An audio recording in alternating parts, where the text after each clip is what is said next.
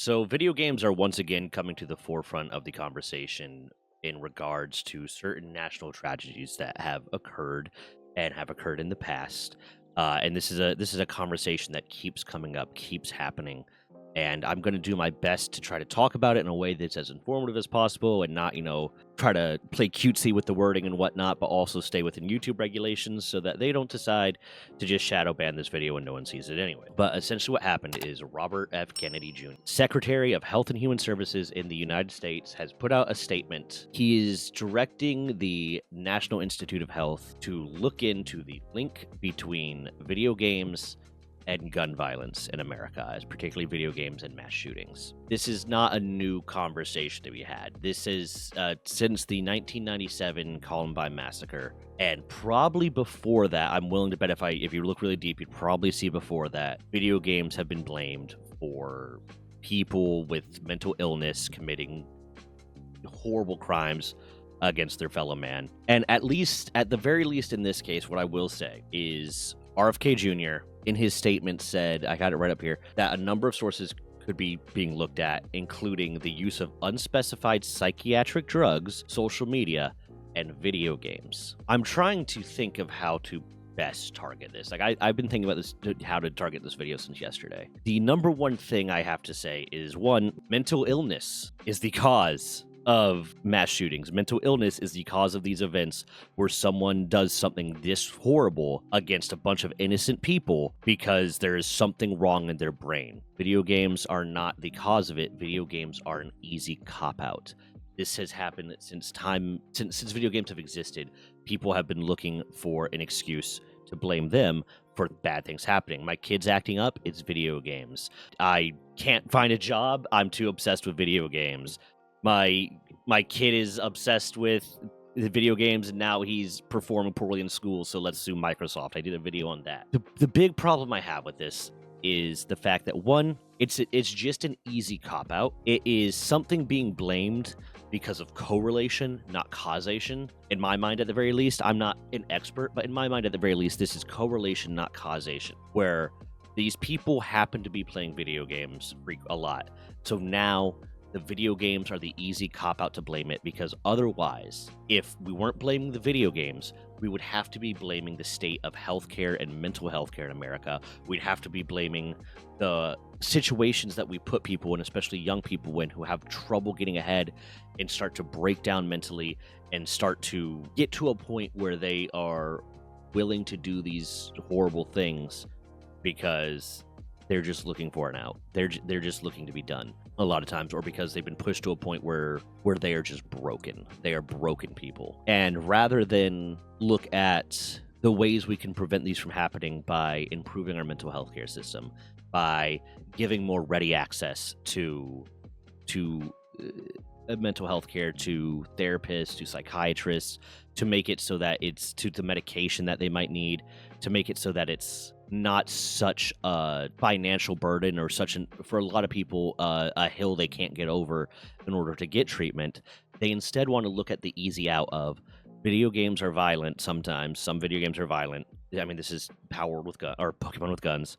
Some video games are violent. Because they are violent, now that is the reason why people are doing violent things, and doing violent things at an increased rate.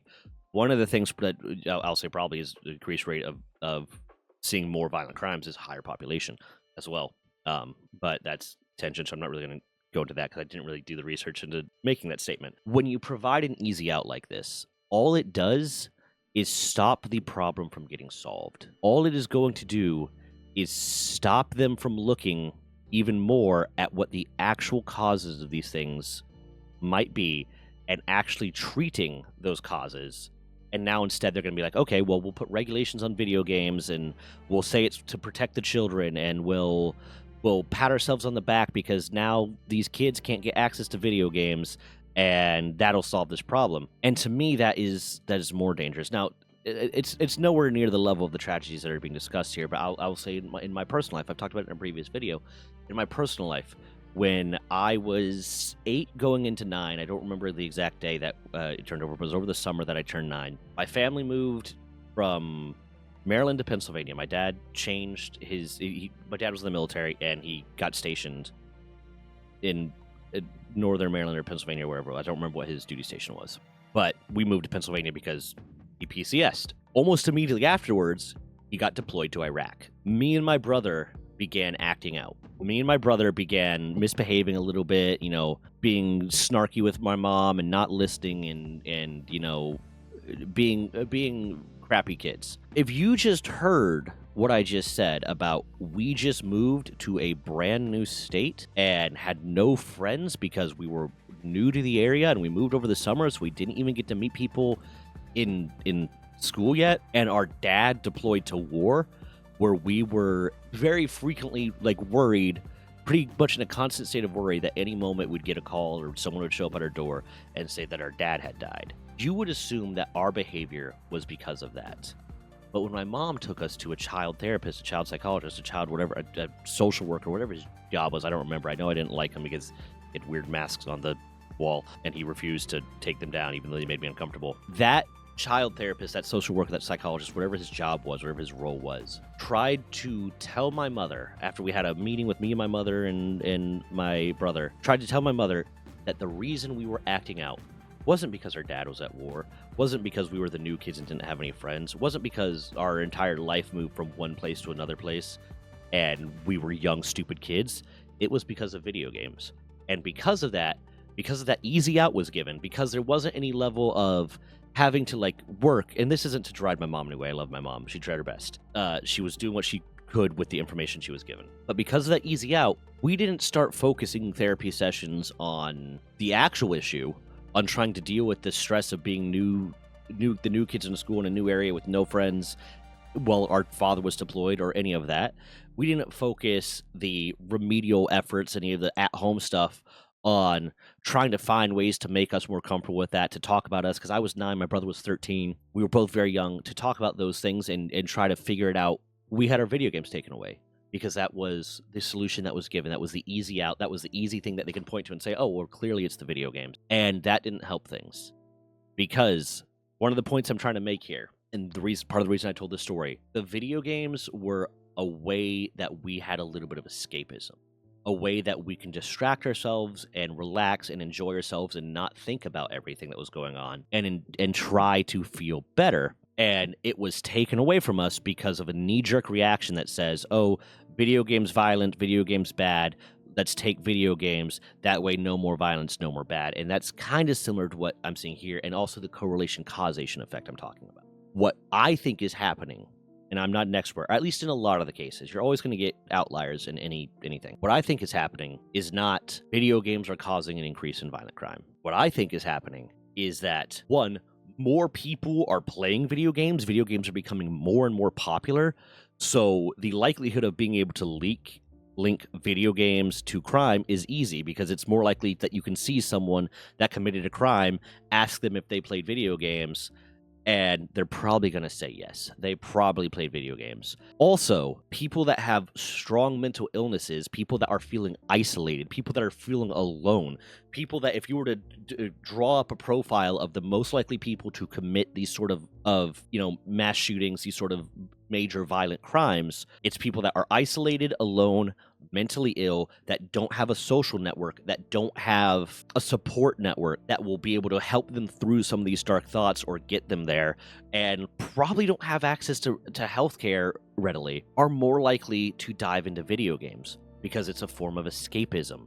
It's a way that they can try to not live in the world that they're living in, not in a way of delusion or psychosis, but just in a way of, I can put on this video game for a little bit and I can not think about my problems.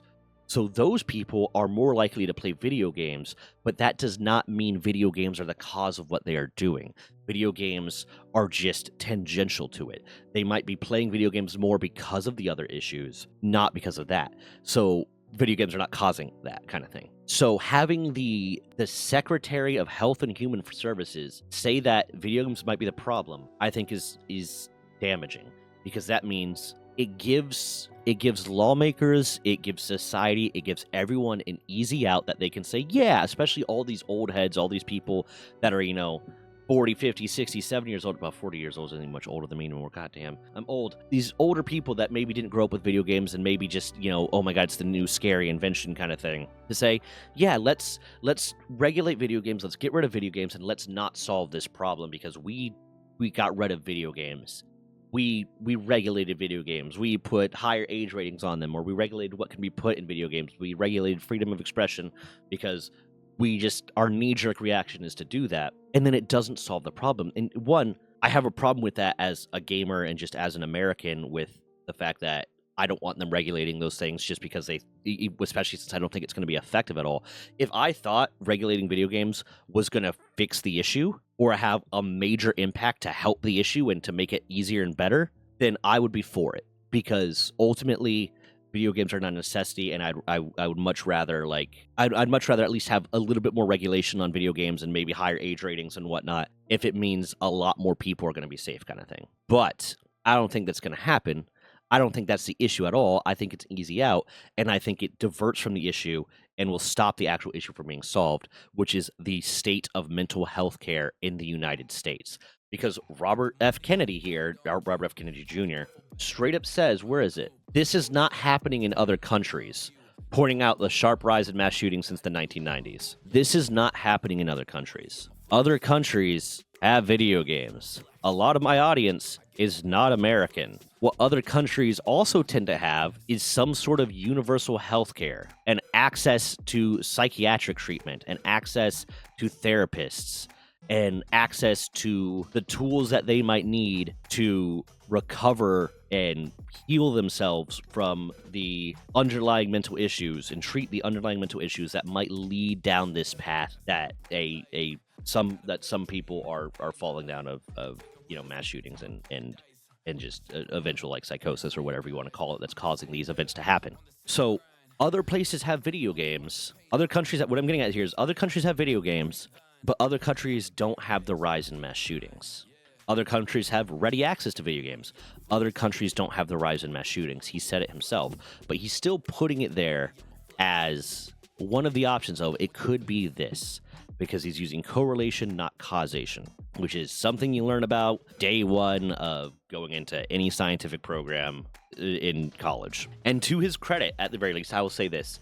He also said unspecified use of psychiatric drugs and social media. So he's not saying it's just video games, but he also said psychiatric drugs. So this also seems like it might be going down a route of looking at the mental health care system and punishing it and limiting the mental health care system, because there might be a lot of these people that are on these psychiatric drugs, on the drugs that help regulate their hormone imbalances or chemical imbalances in their brain, regulate their emotions, help them be sane a little bit more, that would do these horrible things if they didn't have them. They might be pushed to do them by their whatever mental illness they're suffering from potentially because they don't have these psychiatric drugs. But now he's just saying psychiatric drugs might be the cause of these things, which means now they're going to look at that, they're going to regulate them further, and they're going to make it harder to get mental health care for people. It's going to cause more problems. There's going to be more people that will, one, likely have trouble getting access to the medicine, the prescriptions that they need,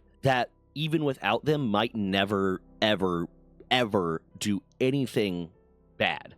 They just are depressed. They are anxious. They're more likely to hurt themselves than they are anyone else, kind of thing. And now if he goes down this route, I very much see a world where now it's going to be even harder for those people that need those medications to access those medications, and their quality of life is going to be lessened because someone just wants to blatantly target things and say, well, there's this bad thing happening, let's target these things. Yeah, the psychiatric drugs are a big thing, and that's a big talking point. And oh yeah, video games have been targeted for forever.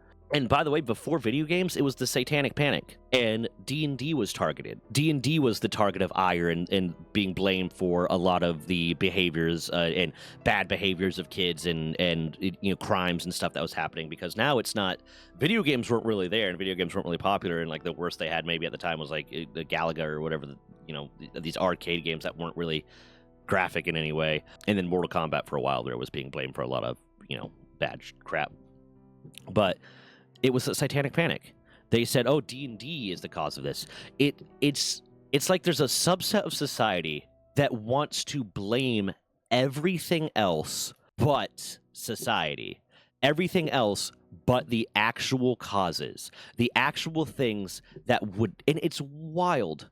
It's wild to me, because if these are things that they objectively care about, if these are things that they're not objectively, notionally care about, if these are things that they say that they care about, that these people that are trying to, like, oh, we need to get rid of video games because these bad things are happening, and they claim that it's something that matters, then do the actual effort and be willing to, increase taxes a little bit, maybe, or donate money or whatever it is to improve the actual things that would stop these horrible events from happening, like increasing our access to mental health care treatment, in providing more social services that would allow for the people that might be in crisis and that might be slipping down a slope that would lead to these things to have access to community and to help and to a support network, rather than just blaming the easy thing of saying, let's just get rid of the video games. Let's just, and the even more wild thing of, let's just stop giving them access to medication, because that's clearly the problem. I can't understand it. I can't understand people that claim to care about something, but will do everything in their power to avoid the actual solutions.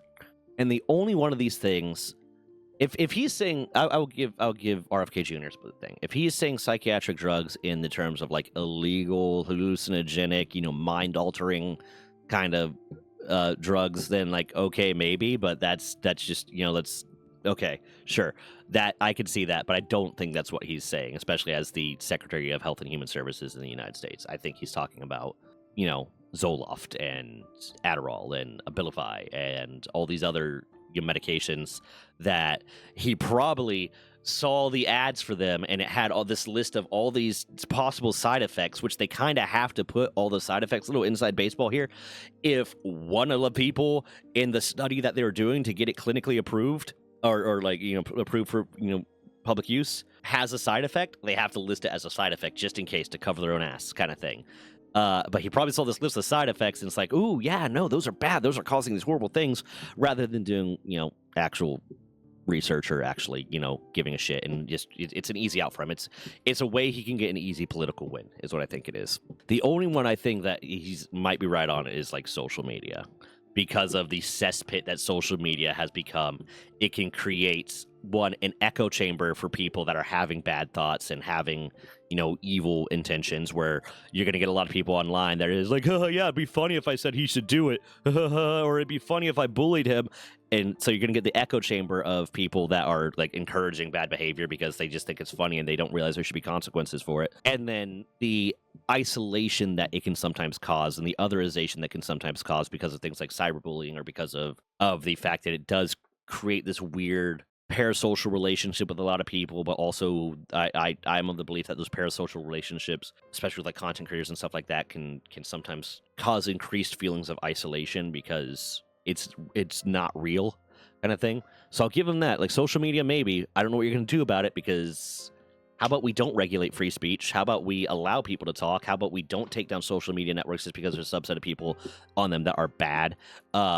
Because that's just going down a line of, once again, like, regulating free speech, which is very dictatorial, which, I mean, I wouldn't be surprised if that's the route they go at this point, because we're in the worst timeline. Ultimately, I guess the point of this is, it's something I wanted to talk about, and it's something I saw, and I was like, no.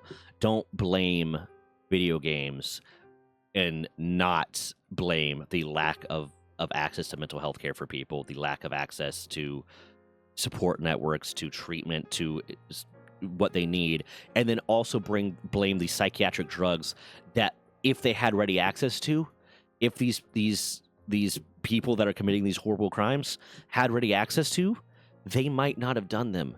They might have been able to get treatment. They might have been able to get regulated long enough to get therapy to overcome these dark thoughts, and maybe not. But how about we don't limit the one thing that might be helping them and might be keeping people sane, especially because the greater impact it's going to have on all the people that would never hurt a soul, but will now be harmed because of your just uninformed, pathetic attempt at gaining political like favor and pretending that you're doing something good when you're not. You're just hurting people, and it's just sad. And I don't know, it's just something I wanted to talk about. And yeah, anyways, all the outro stuff, bye.